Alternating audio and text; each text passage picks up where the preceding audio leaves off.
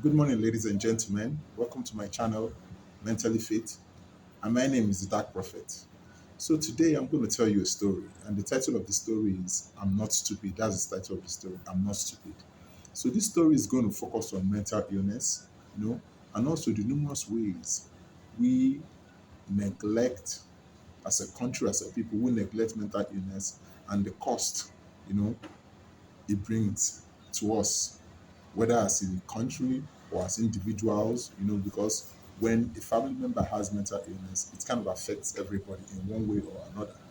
So that's what I'm going to be talking about in this segment. But it's also a story and it's based on real life experiences.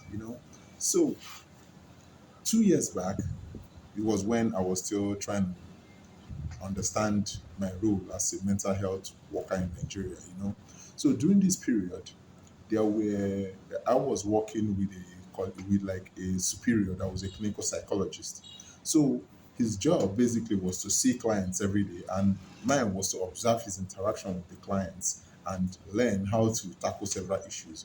So one of the major that day was a Wednesday, I remember it clearly. And so the first client we had was a young man who was admitted to the ward. So the young man had the major problem he had was he believed he was someone else. You know, he believed that he was the governor of a state in Nigeria. And so we all know, I and the psychologist, clinical psychologist, know that that's not real, you know. But the young man believed he was, like he was the governor of a state in Nigeria. And he was saying something like governor of Kaduna State, something like that.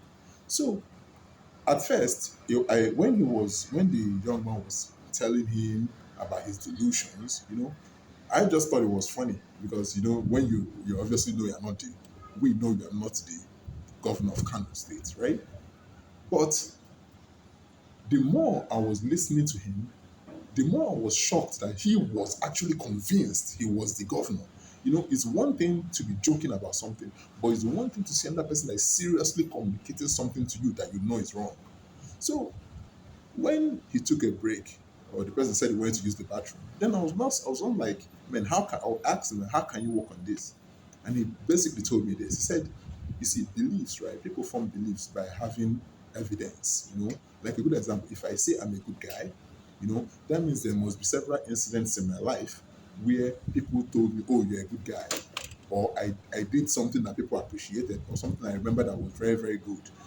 Or maybe I won some award for one charitable work I did. So he told me that people get beliefs from gathering evidence about certain issues. So that another way, so if you want to kind of discard his belief, what you really have to do is pick apart his story, find evidence that shows that what he's saying is wrong. And if you get enough evidence, you may be able to control him, to make him see that he's actually delusional, that what he thinks is not real. So, but that's where it gets interesting because it's like a chess game. It's like, who is going to win? Is it the delusional person or the person that is working within reason? So the young man believed, and I just watched him. So what the man asked, what the clinical psychologist asked him, okay, say is like, oh, you're the governor, right? Where is your escort? And for everything they asked him, he had like a good reason. Like he had his own reasons. Like, no, well, that he was in the house, that some people did not like him, and so they bundled him up and put him in a psychiatric institution. That's why his escorts are not here. And it's like, how come they're not looking for you? How come the government is not looking for a governor that was kidnapped? What happened? They're looking for. They said, well, it's a big conspiracy. It involves even the president. So for everything that he was trying to throw at him, he had like a counter excuse, a counter reason why it's not what he's saying. Could be defended or his own proof that he's actually right. So it was very interesting. So after that incident, then we now had another client, and this was the client I'm talking about. That's who the story is about. His name is Uchenna, you know. And when he came, he started just a young man, handsome man. He came with his dad. So basically, before I came, he was coming to come and get a diagnosis. Like they have done some tests on him, they've used some instruments on him. You understand what I'm saying? Any psychologists understand what I'm saying. Like they conduct some evaluation to find out what is actually wrong with you, because his major problem was, he said he was having problem in school.